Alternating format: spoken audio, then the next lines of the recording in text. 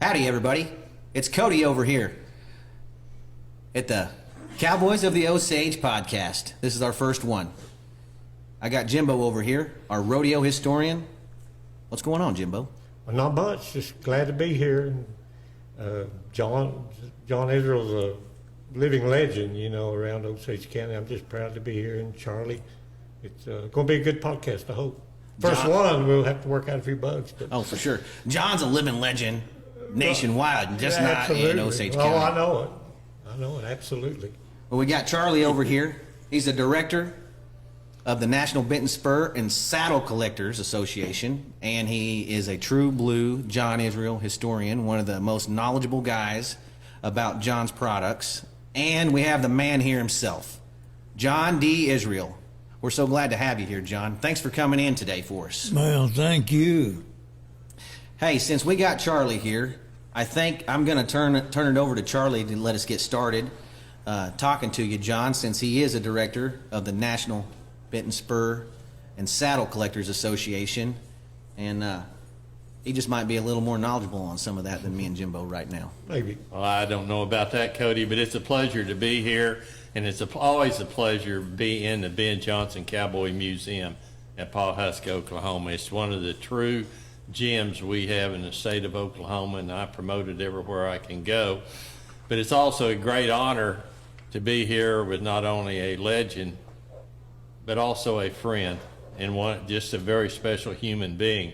We sometimes get focused on what they do instead of who they really are, and that's one of the great things about John Israel. So, Uncle John, it's good to be here visiting with you. You was born in northeast Oklahoma in Cherokee County, drifted out for a while, came back to Hominy, called that home. And how many years you been in Winona, Oklahoma now? 61 years. 61 years of Winona. So, No, I believe it's been longer than that. I moved here in 61. 61, that'd To be 60 Winona. years. Moved to Winona in 61. Yeah, 60 years. Where did you start your cowboy career?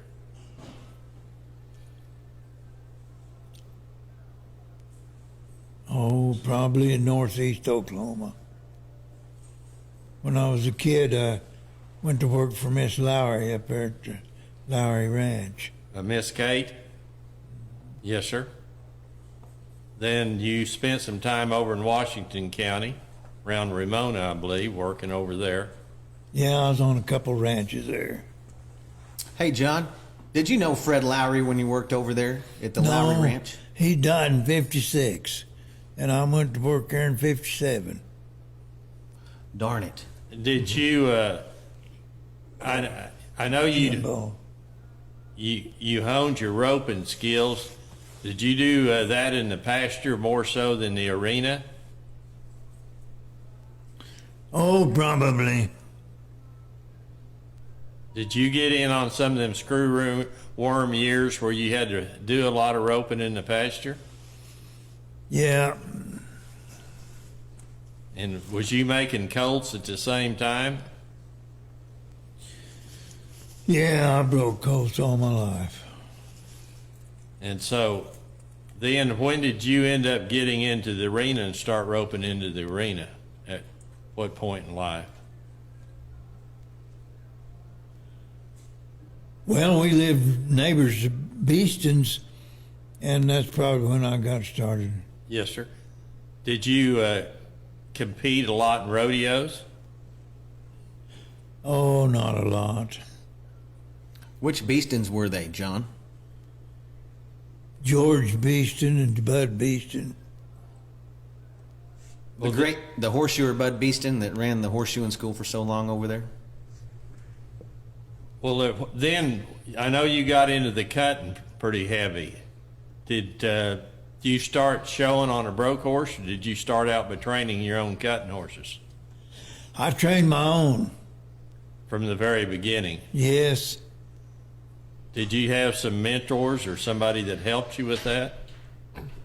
Probably Harley Thompson. Helped me more than anybody. And where did he live? Solo between Skytooth and Collinsville. Yes, sir. Yes, sir. And so, They had that all that country north of Highway 20 rented. okay. So did you get to go to Fort Worth and some of the big ones during that time, or did you show pretty locally? Oh, I went to Fort Worth and Houston and some of the bigger ones. Was that more of a passion for you than the roping in the arena was? Yes. And how, at what point did you quit actively competing in the cutting pen?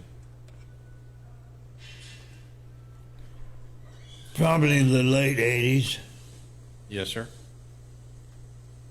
But we're going to get into talking about the making of the bits, but during those years of competing, it put you in contact with some of the great bit customers and connoisseurs of the whole world, didn't it? Yeah, it did. They was the ones that got me off the ground was the cutting horse people. Yes, sir. And what it caused you to build your first bit? I seen one that was made in Canada, and I thought it looked nice, and I went home and made one. And you say that very matter-of-factly, but it takes a God-given talent just to go home and make a bridle bit. I tried that once, and it's not that easy, but did you do it there in your own shop on the ranch, or? Yeah, I did. I done it at home. And welded it and everything. And did you start out with a mullen type mouth? Yes. That was the first one you built. Yes. And along about what year would have that been? I sold my first bit in 1970. 1970. 51 years this year. Who bought your first bit, John? I don't remember the man's name. He was from Missouri. Did you even have a stamp at that time to mark that first bit? No. But was it a hollow pipe type mullen mouth? Yes. Yeah, okay. Then did you start carrying them with you to the cuttings and the ropings? Yeah, people started ordering them from me, and I remember this one guy. I told him, I said, well, on bad days I got something to do inside. He said, where I live, you'd have a lot of bad days on the inside. Yes, sir. He was from the Northeast. Yes, sir. Did Hey, John, I hate to bug in. No, go ahead. Drop in there Go on you, ahead, Charlie. But when you first started selling these bits, were people wanting the bit you was using that you made for yourself, or did you start carrying them around to sell? Well, first they said they'd see mine and ask me about it, and they well make me one. Well, you were the Oklahoma State cutting horse champion trainer, correct? Well, maybe. Okay, so John was out there kicking everybody's tail, from best I can gather, and they saw what he was using, and he made it himself, and they hadn't seen anything quite like it, and they started wanting what he was using because he was taking all the money. And that's what I was going to ask. Not only did they see something different, but they saw how effective your product was on your own horses. Is that correct? Well, some of them probably did. Yes, sir. Now, when did you start? And we're going to come back and talk more about bits. But when did you make your first spurs? Probably 73. And did you? And I know this is different from maker to maker, but did you ever like making spurs as well as the bits? Oh, there for a while I kind of enjoyed it. And there's a little more personal fitting on a spur than on a bit, I guess, to fit their boots a little more correctly. Well, I was lucky. My dad was a horseshoer, and I shod horses all my life, or ever since I was big enough to hold her feet up. And I learned how to use that anvil. So you could shape them and get them to where they would fit them. Yeah, I never did have a jig or anything. And I've seen not lots of your spurs, but more probably than the average American. But very few of them that I've seen have not been personalized. Big part of your orders were custom orders, weren't they? Yeah, I didn't make them unless somebody'd ordered them. Yes, sir. Well, going back to the bits, I know that you've had a lot of requests for things that was far out there. But you stayed on a basic foundation of some pretty basic styles. Yeah, if I'd have made everything everybody wanted, they'd have put me out of business right quick. And not only was you not set up, but you didn't really, and correct me if I'm wrong, you didn't really believe in a lot of the ideas that other people come up with. One thing I know about John Israel, his number one concern is for the safety of that horse and taking care of a horse's mouth. And we've even talked about he changed his cheeks because he had too much of a sharp 7 in him that could catch on something and might hurt him. So the Might hurt you too. right, yes. So the functionality, yes, but also horse safety too has always been an important fact, an important part of what he puts into his bits. And I guess your colt, what we call the colt bit, is what probably more people think of when they think of John Israel. Would you agree with that? Probably. Would you say the loose cheek or the stiff cheek? The loose,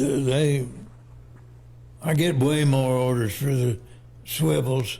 Did you start with the stiff one though? Yeah, I wouldn't hardly use anything on a horse that was loose to start with, but then after I got to making them, then I used one, and then I got to where that's about all I rode was the swivel.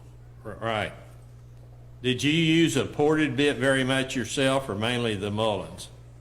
Mullen mouth. Yes, sir. And I know we're sitting in front of the John Israel display in the Ben Johnson Cowboy Museum, and I hope you can see some of the different styles of bits up here behind us and spurs that he did make. But there's a lot of them that have the Mullen mouth in it, and some of them.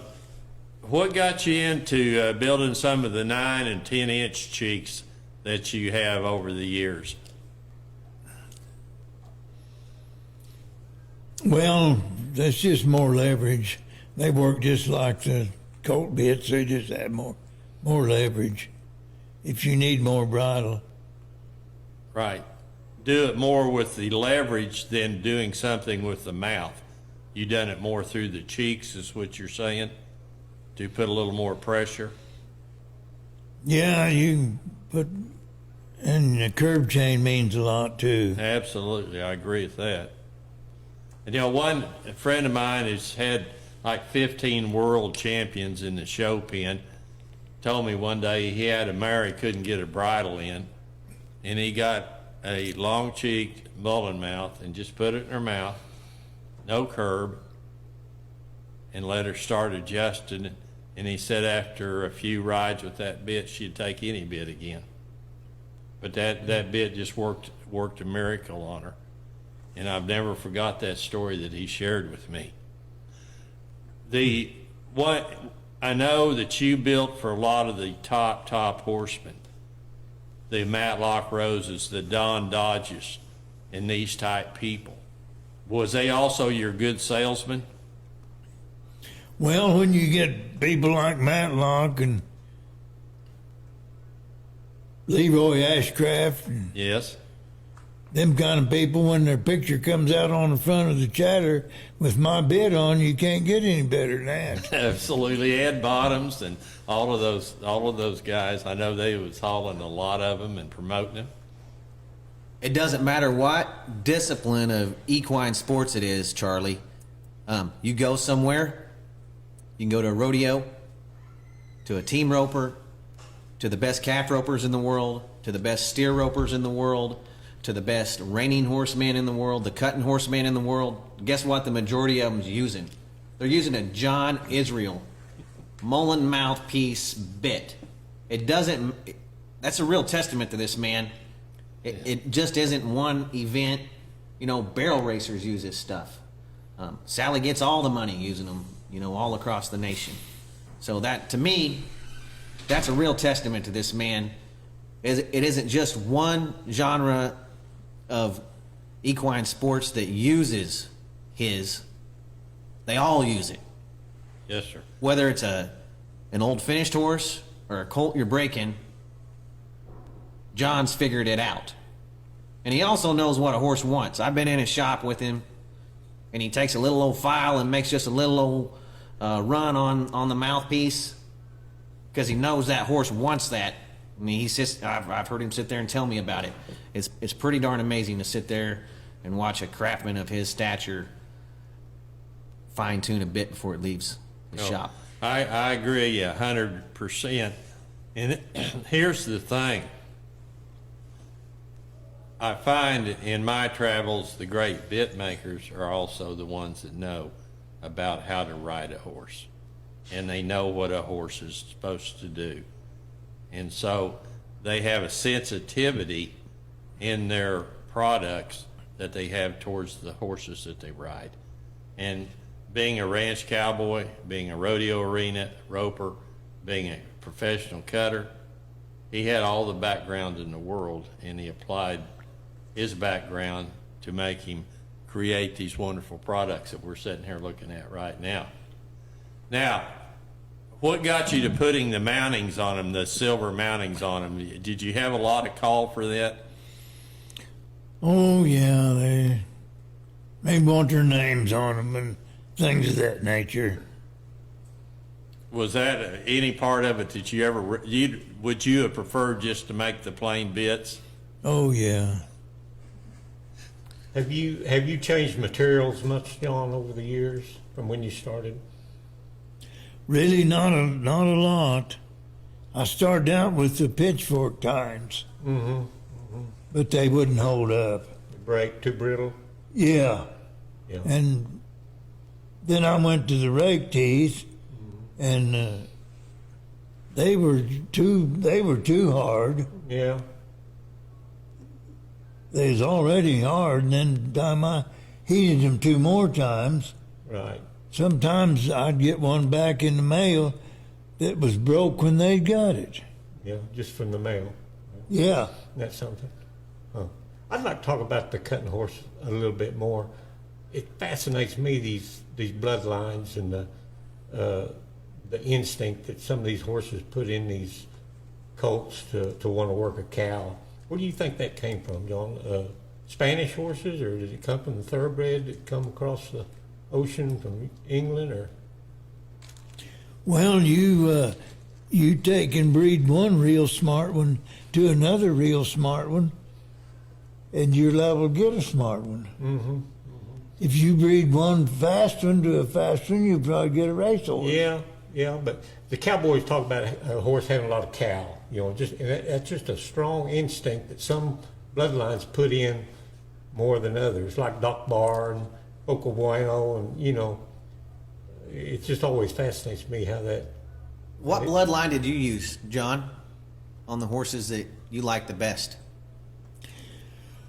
Well, when I grew up, you was lucky to get 1 out of 50 that would make it. I think it's still the same way, probably.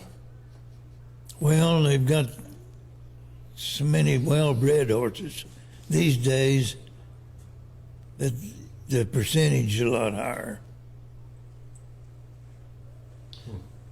And you go back to Jimbo, what you talked about.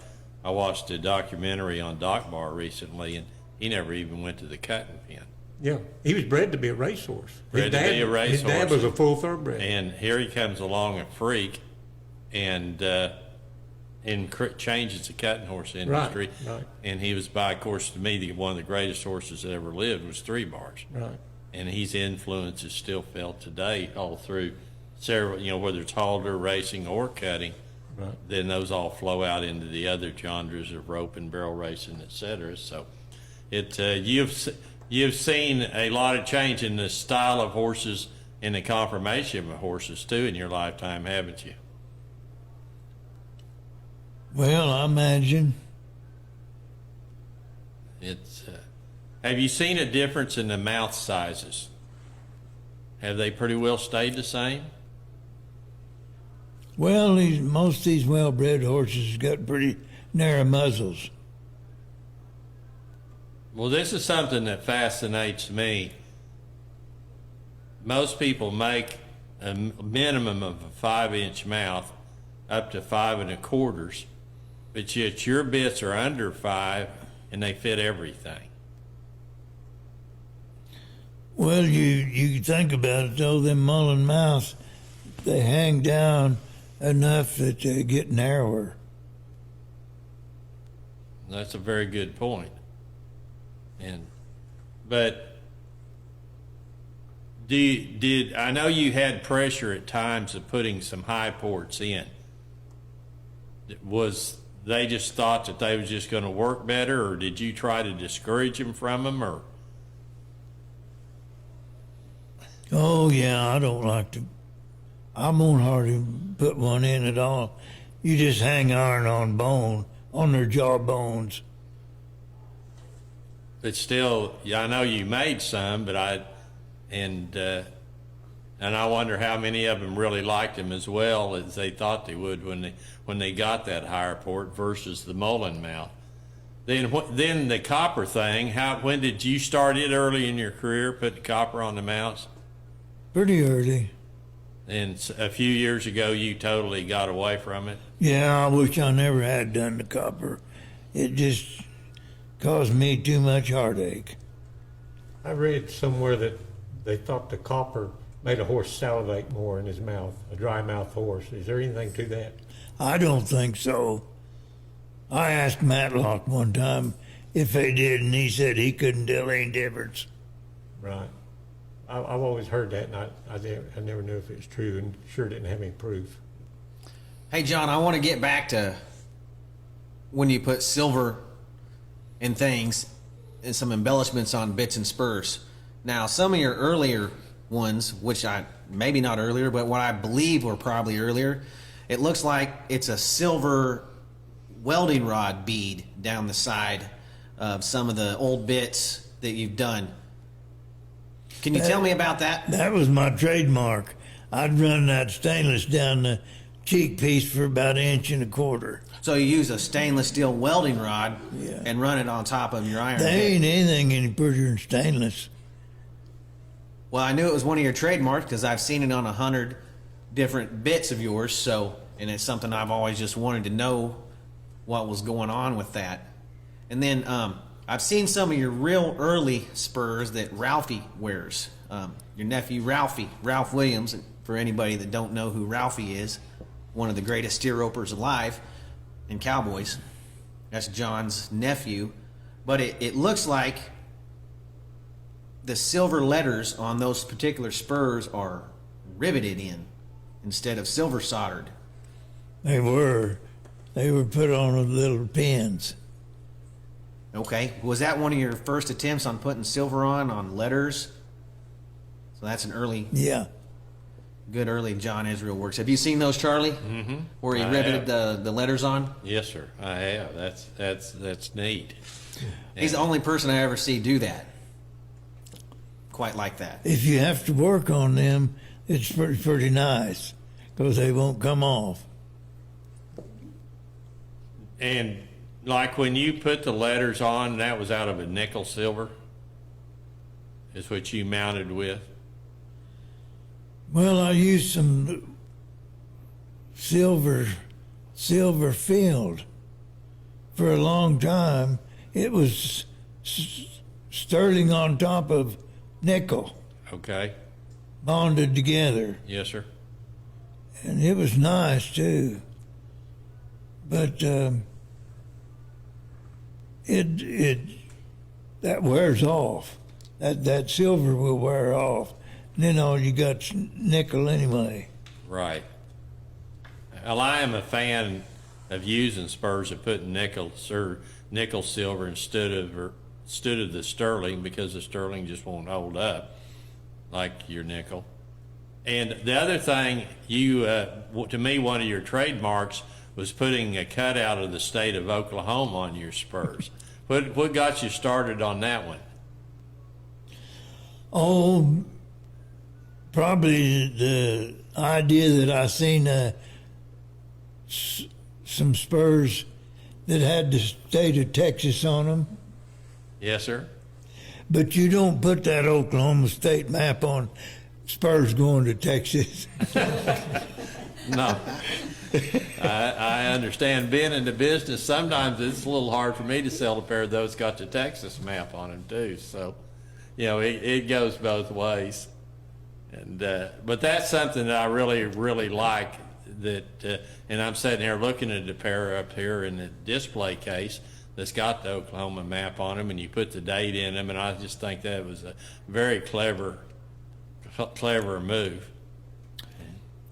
Well, the state map of Oklahoma is different, and it looks good. Oh, I think it looks great. Are you proud to be from Oklahoma, John? Is that the reason you put it on there to start with? Well, I'm proud to be an Indian. What nation are you? What nationality? What Indian tribe? Cherokee. All right. John, what about the name Israel? Have you ever checked your ancestry? I mean, how did that come about? Did you ever? Well, I've heard real smart men talk, and they say the Cherokee were of Jewish descent.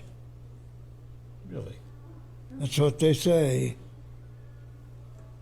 That's interesting. I've never heard that before.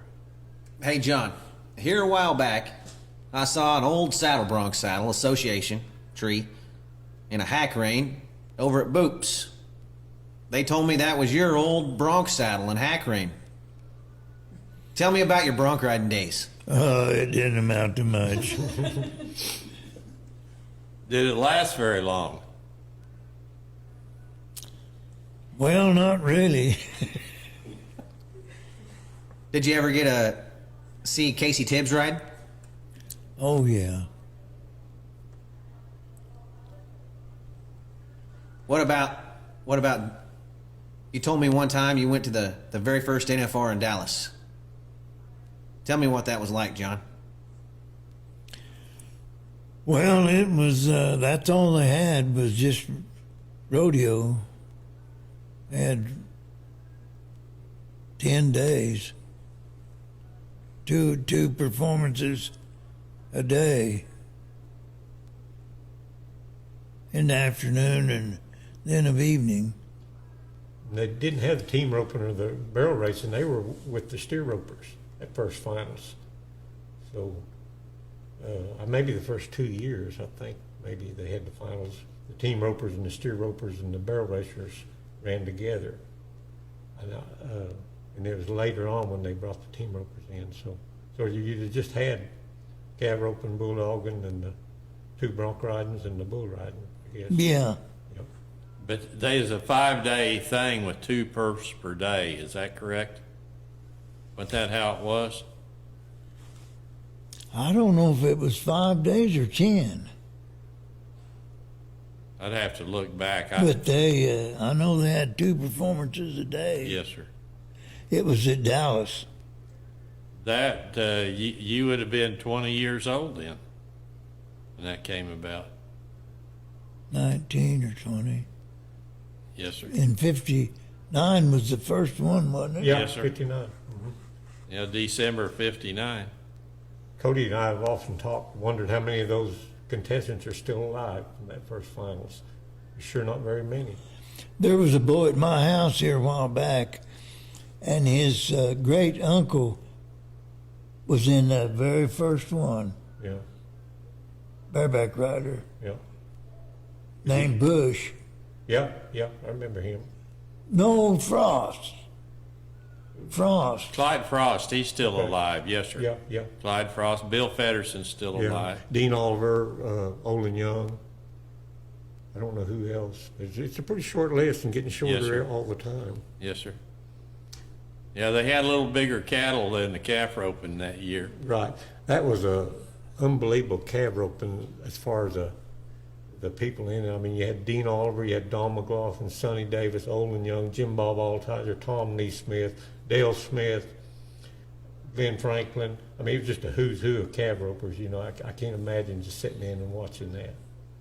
That had to be unbelievable. Especially with those cattle being big Yeah, and tough yeah, as they were. yeah. And even though the building seemed like they still scored them a little bit, you know, where they, not like it is now. Did you ever bulldog any in your rodeo days? No.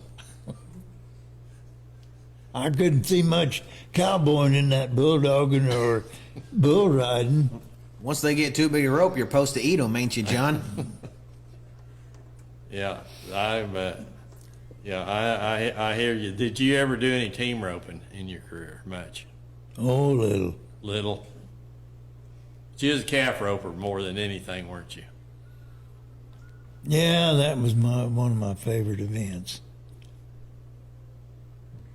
I bet it's funny to watch those guys time in 6 and 7 now. That's a little different when you were open, wasn't it? Yeah, I can't remember very many calves being tied in 10. No, there wasn't. What'd they weigh back when you were roping calves, John? Oh, the bigger ones would probably weigh 3, maybe 3.5. About everybody legged the calves in. Yeah, legged them. And Don McLaughlin, he legged them. He won the championship in the 60s there, and he legged almost every calf. When most people were going on the rope flanking them or getting off on the right, but he was still legging them, and he was probably maybe the best ever at legging them. And he wasn't a very big guy either. Seemed like the first time I ever seen anybody get off the right side was Strand Smith's dad, Clifton Smith. That's debatable. I see that question asked a lot. Who was the first person to get off the right? And, you know, nobody knows for sure. But one of the books I read, those Cooper brothers went back to New Mexico after they'd been here to Oklahoma, and they were talking about Shote getting off on the right, and that was 1950. And my grandfather said he was one of the first ones that got off the right, but he did it more just to straighten the horse up or something, you know, if they were shying away from him as he got off, so he'd get off on the right some. But as far as doing it on a regular basis, I just don't know who did it first. They say that's hard on a horse. Yeah, Get off on the right. yeah. You got your rope on the right, Right. and you're on the left, and you can hold him over. Yeah.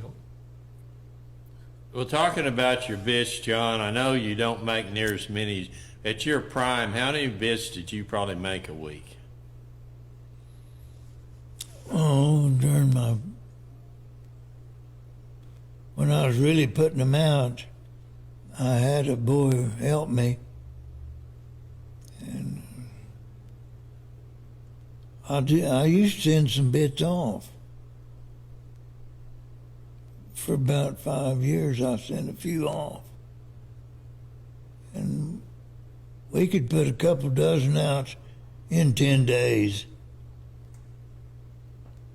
And today, you still make about one a day, or If I have a good week, I'll get out 6. on a good week? And you still have how many years of orders backlogged? Oh, I'd have to look. I don't know. It'd be 2 anyway. Maybe more.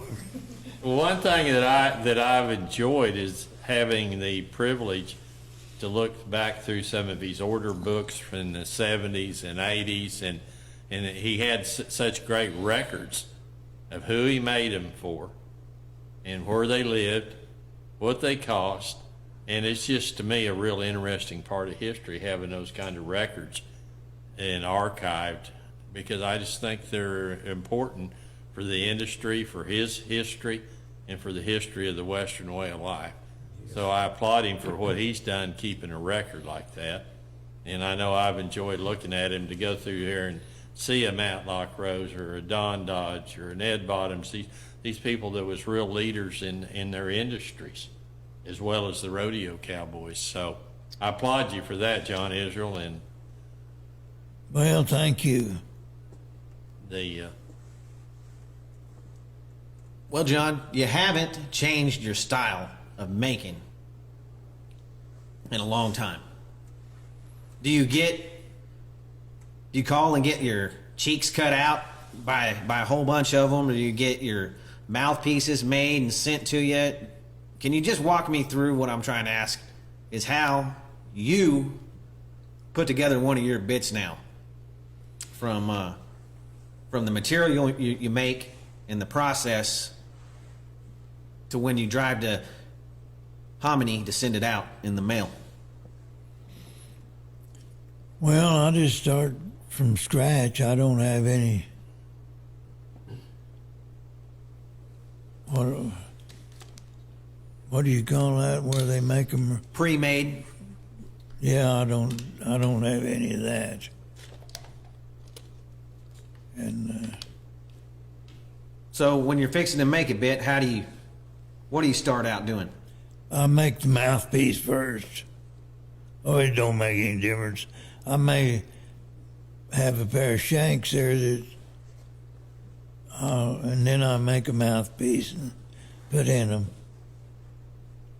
You use a wire welder or a TIG welder so it don't get a bunch of splatter. Can you just tell us what kind of welder you use to put all this together? A 1955 Sears and Roebuck stick welder. Just an old stick welder. What about a grinder? You got a grinding wheel you stick all this on after you get done welding it? How do you clean up your welds when you're done? Well, I don't, probably. It's probably good enough that they don't need a lot of cleaning up. Yeah, there's I a try little bit of to. slag here and there. Yeah. Well, I'll say this, Cody. I've sat there and watched him cut a piece of pipe tubing for the mouthpiece and walk over to the vise, stick it in, and go. And he'll have his crease marks. That's one of his, to me, one of the trademarks. People try to copy him, but they don't have the crease marks in the back of the mouth. And he'll do that by hand, and once you get done, that thing's square. And he done it by eye, bending it in a vise. Well, I'm going to tell you folks out there, I was trying to get it out of him. He does not have a grinding wheel or a buffing wheel. He uses files. That's right. Old-fashioned files, and he takes it down to where it needs to be, And a all by hand. hacksaw. And a hacksaw, yeah. I'm a welder by trade. I've been welding for 40 years almost, and I'm pretty good at the cutting towards stuff, but I'm not very good at those little bends and circles that you make and stuff. That's pretty fascinating to me. Oh, you're probably better. No. No, he's got the touch. He's got the touch, but it's old world craftsmanship that nobody does anymore. You know, nowadays when a bit maker's done, it seems like they paint it black with some spray paint and make it nice and shiny, but it don't work half the time. Like one time a guy and me was going to trade bits, spurs. Another spur maker, and his name come to me right now. I can't think of it, but he was. He said, "I want you to make me a pair of spurs for my little girl." And I said, "Okay, Howard." Howard Philman was his name, and I said, "You make me a pair, and we'll just trade." I said, "You're going to be getting the short end of the deal." And Jeff Wade, he said, we was all just standing around the table at Medicine Lodge, and Jeff, he said, "Oh, Howard, you can finish them when you get them." And he just kind of looked up out of his under his hat brim. He didn't know how I'd take that, but to me it was true and it was funny. That is pretty funny.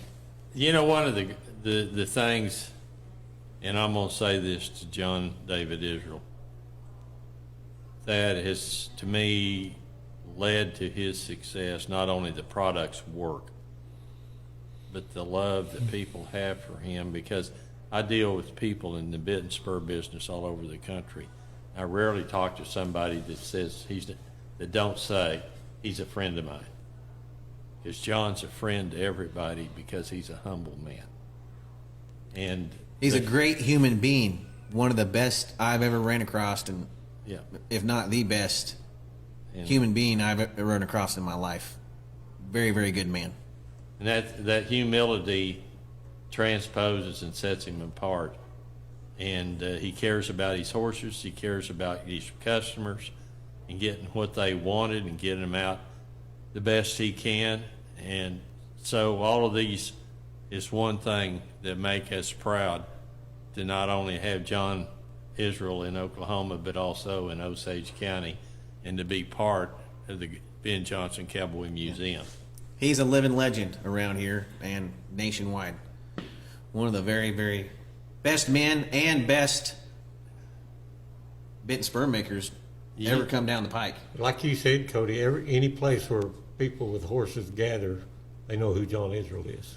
Well, it seems like he knows his stuff, because before he started making bits and spurs, we just got a Western Horseman in from 1970, December the other day. And he's on the cover of it. I saw that.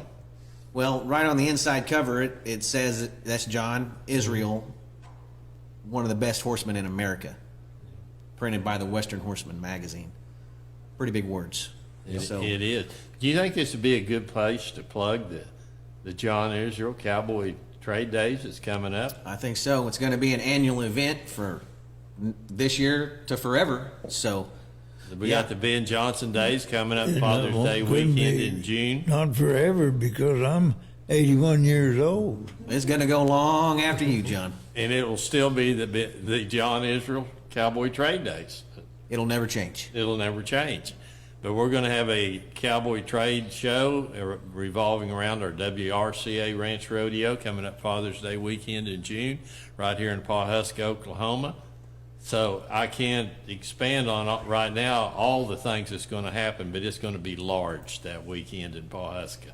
Well, the trade show, Charlie, he has craftsmen, saddle makers, boot makers, hat makers, bit and spur makers, some of the very best coming in from all over the nation to show you their products and sell you their products. But the whole trade show is named after John Israel right here, one of our favorite people in our county.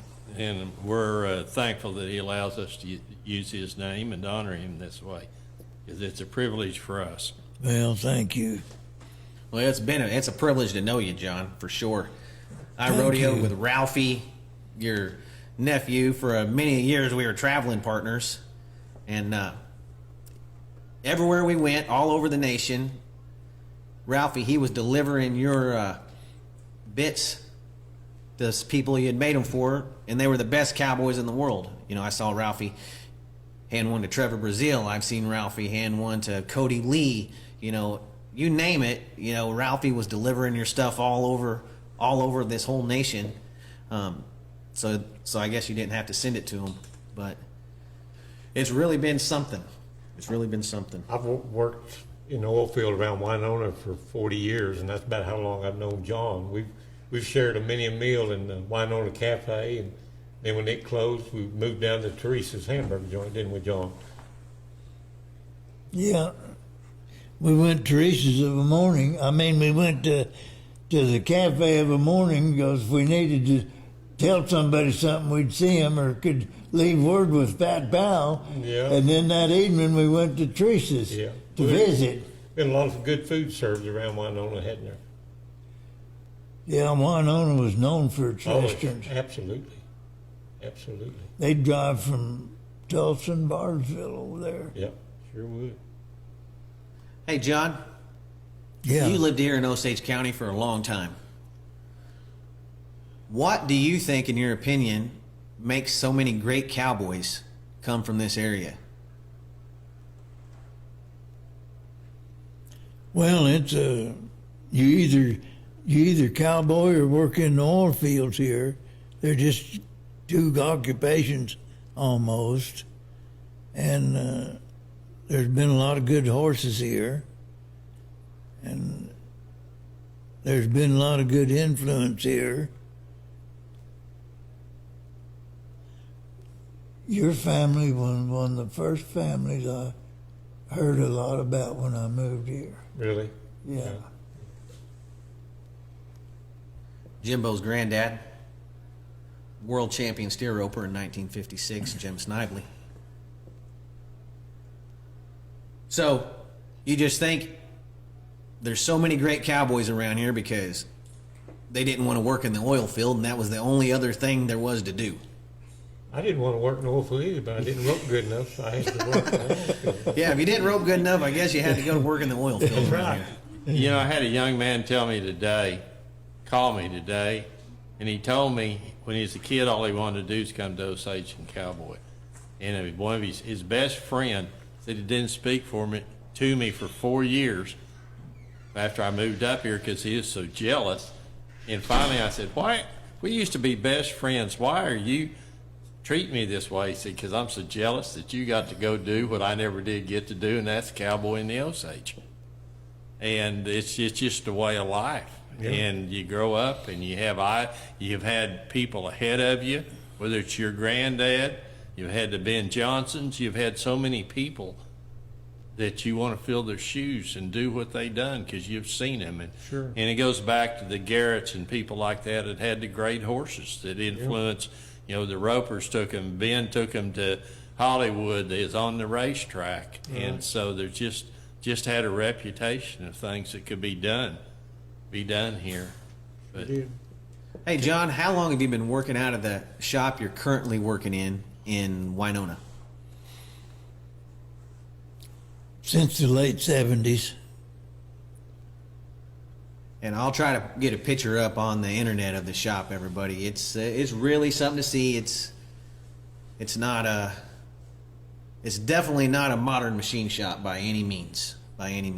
But I would venture to say there's few shops in the world that's had more cattle roped, more horses trained, and more horses traded than that little shop right there that has room for about 3 people. I bet that's And right. there's been a little bit of good food ate in there too. You still get quite a few visitors over there, John? Oh, yeah.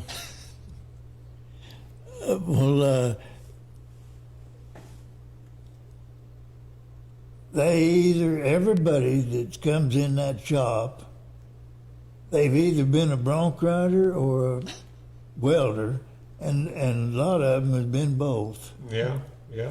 I said, Lefty, how come that is? You know Lefty Robinson. Sure. You know how you can tell a story anyway. Oh, yeah. Well, he said they get in there and they get warmed up and they just relax. Yeah. And Well, there's been a lot of characters around Winona for sure. there sure has. A lot of them are gone now. A lot of good people. Well, Cody, I'm honored to be part of this evening. It was been great, and I really thank you for allowing me to be in on this. Yes, sir, Charlie. Before we go, John, I got to ask you another question. I'd like to know if you have anything for these young guys coming up. You've been around everywhere. You've seen everything. You've done everything. You've ridden every kind of horse. You are the best bit and spur maker that we know personally. What advice do you got for all these young cowboys coming up? Well, the only thing I can say is just to be honest. That's pretty good advice. That sums it up right there for me. Live right. Honesty's everything. That's all a guy has is his word at the end of the day.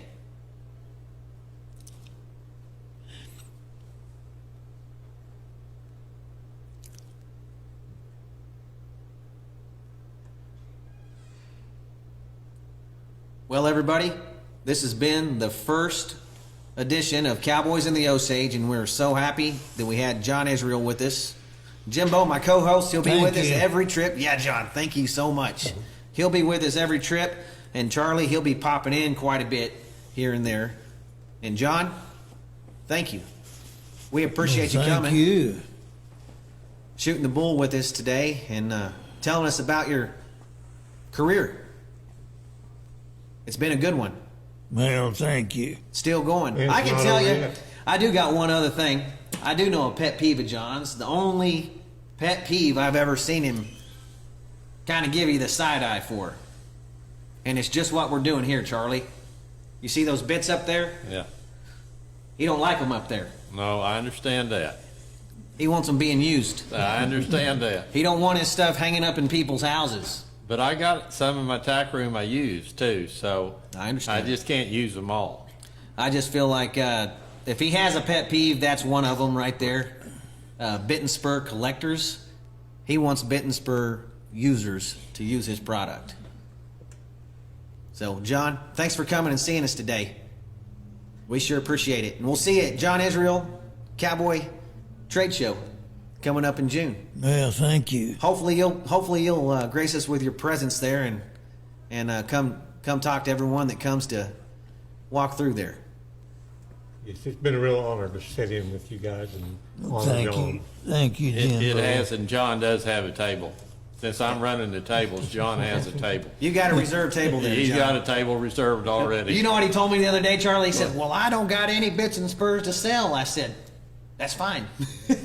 You're there just to talk to everybody, shoot the breeze with them." And he does not turn down homemade brownies or chocolate chip cookies if anybody wants to bring them either. Isn't that right, John? Neither do I, Charlie. You don't get a physique like this by turning down brownies and chocolate chip cookies. All right.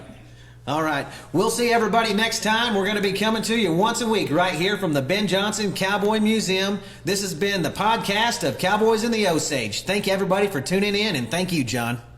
Thank you.